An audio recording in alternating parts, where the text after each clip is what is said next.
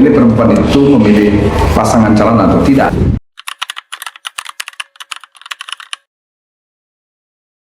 Ya, pemilih perempuan menurut saya memiliki peran yang cukup penting dan menentukan. Atau terutama kalau kita lihat data pemilih tetap di Kota Semarang untuk pemilihan wali kota dan pemilihan gubernur, persentase pemilih perempuan itu mencapai 51% dibandingkan dengan laki-laki yang jumlahnya 49%. Jadi persentase yang besar ini pemilih perempuan akan sangat menentukan terpilih tidaknya kandidat kepala daerah, baik itu wali kota atau gubernur.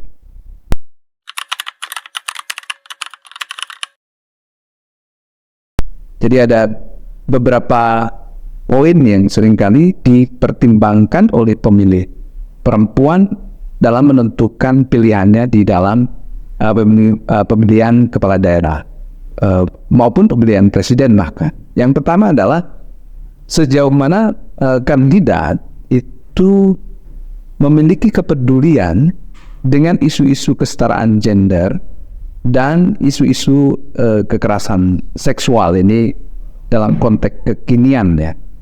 Jadi pemilih perempuan akan melihat komitmen politik kandidat terhadap isu-isu kesetaraan gender dan isu-isu kekerasan seksual yang bisa dilihat oleh pemilih perempuan dari visi misi kandidat ya, yang juga bisa dilihat dari program-program yang dirumuskan atau ditawarkan ya, baik itu terkait dengan kesetaraan gender maupun terkait dengan isu kekerasan seksual. Terutama untuk isu kekerasan seksual, saya kira ini menjadi perhatian penting di saat isu kekerasan seksual itu menjadi masalah yang sering kali terjadi di dalam situasi sekarang. Lebih-lebih kekerasan seksual sekarang banyak terungkap misalnya di lembaga-lembaga pendidikan seperti pesantren, sekolah maupun perguruan tinggi, dan juga terjadi di dalam konteks masyarakat kita. Maka komitmen pasangan calon kepala daerah tentang pencegahan kekerasan seksual di segala ranah akan menjadi pertimbangan penting bagi pemilih perempuan apakah dia akan memilih calon atau tidak. Itu yang pertama. Lalu yang kedua terkait dengan soal ekonomi, terutama di kalangan perempuan di kelas menengah ke bawah. Kebijakan-kebijakan calon kepala daerah yang menyasar problem-problem ekonomi langsung, terutama adalah terkait dengan kebutuhan sehari-hari, dia menjadi pertimbangan penting bagi pemilih perempuan. Karena apa? Karena perempuan adalah kelompok yang dalam keseharian mereka berhadapan langsung dengan problem-problem ekonomi, terutama perempuan-perempuan yang dari kelas ekonomi menengah ke bawah. Maka kandidat yang mempunyai program-program jelas berkaitan dengan masalah ekonomi menjadi pertimbangan pemilih perempuan untuk menentukan siapa kandidat yang akan mereka pilih. Poin yang ketiga yang menjadi perhatian dari pemilih perempuan adalah soal karakter atau kepribadian kandidat. Jadi bagi pemilih perempuan, rekam jejak atau karakter kepribadian pemilih kandidat itu penting di dalam menentukan apakah pemilih perempuan itu memilih pasangan calon atau tidak. Misalnya ya, rekam jejak terkait dengan soal terkait dengan pernah menjadi kepala daerah sebelumnya, itu menjadi perhatian dari pemilih perempuan. Juga kepribadian yang simpel dan juga dia bisa relate dengan dunia-dunia perempuan ya. Dan sebaliknya, pemilih perempuan mereka enggan untuk memilih kandidat yang punya rekam jejak negatif. Misalnya mereka memiliki riwayat menjadi pelaku kekerasan, misalnya kekerasan dalam rumah tangga, atau menjadi pelaku kekerasan seksual, dan juga misalnya mereka memiliki rekam jejak pernah misalnya tersangkut kasus korupsi misalnya. Jadi itu menurut saya 3 hal yang menjadi pertimbangan pemilih perempuan untuk menentukan siapa yang akan dipilih di dalam pemilihan kepala daerah menurut saya pada tahun ini.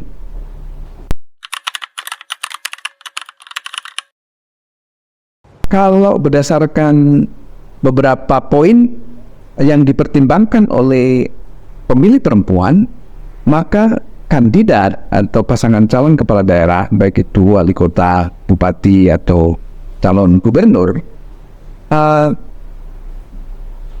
harus mempertimbangkan 3 hal itu. Pertama adalah terkait soal komitmen pada isu kesetaraan gender dan kekerasan terhadap perempuan. Maka pasangan calon kepala daerah harus menunjukkan komitmen mereka pada isu kesetaraan gender dan pencegahan kekerasan seksual itu di dalam visi misi mereka.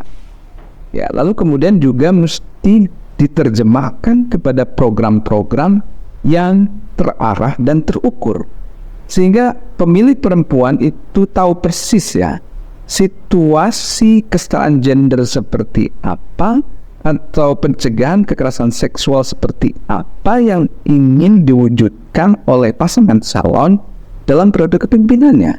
Tidak hanya di dalam misalnya visi misi dan program yang dituangkan di dalam misalnya dokumen-dokumen tertulis, tetapi misalnya pasangan calon juga mengungkapkan itu di dalam debat kandidat, ya, sehingga kemudian pemilih perempuan bisa mengetahui, oh, paslon ini memiliki komitmen yang jelas tentang soal kesetaraan gender dan kekerasan seksual.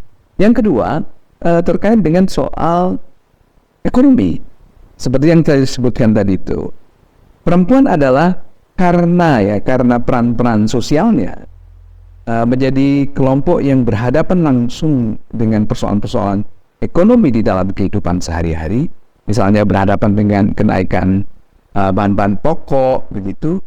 Perempuan adalah kelompok pertama yang harus memutar otak untuk pemenuhan kebutuhan ekonomi keluarga dalam situasi kenaikan harga-harga.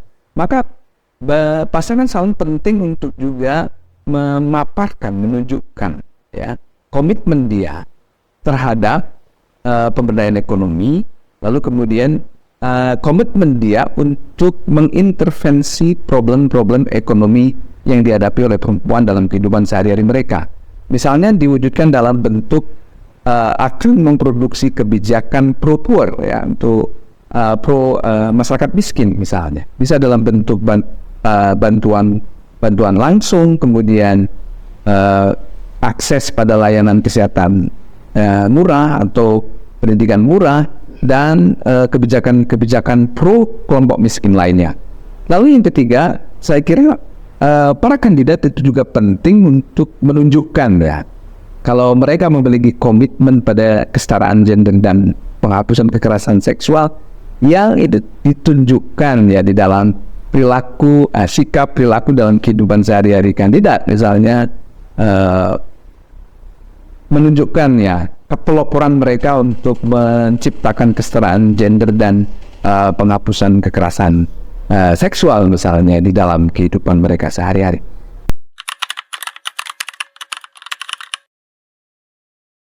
Saya kira sekarang ya di dalam era komunikasi dan informasi ya, perempuan termasuk saya kira mereka yang juga menggunakan teknologi, walaupun perempuan dalam beberapa hal tertinggal di dalam hal pemanfaatan teknologi. Saya kira penggunaan media bagi paslon untuk mendapatkan dukungan dari pemilih perempuan tetap strategis di era sekarang.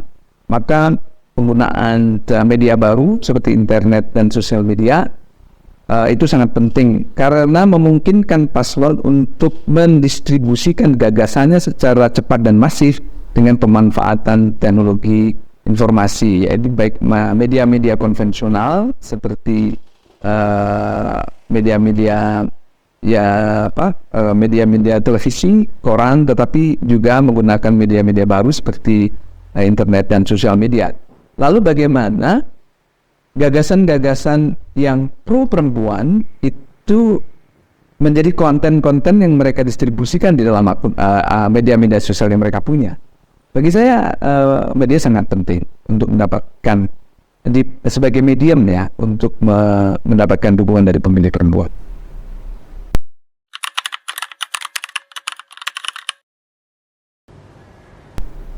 Mayoritas persentase pemilih perempuan yang besar, menurut saya itu akan memiliki peran penting ya.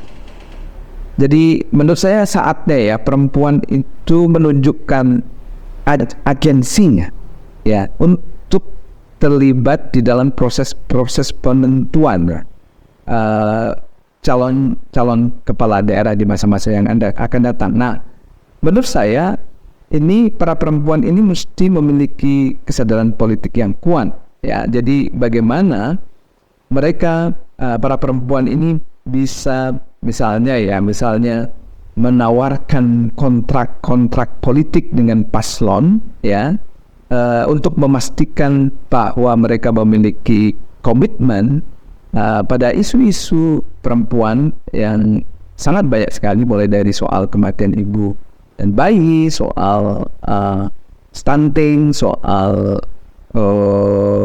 kawinan anak, soal praktek sunat perempuan dan lain-lain.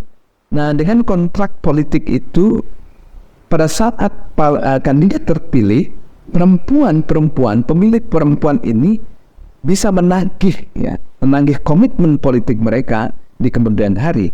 Maka bagi saya jumlah pemilih yang besar ini menurut saya memiliki kekuatan yang besar untuk mempengaruhi jalannya pemerintah daerah di masa yang akan datang.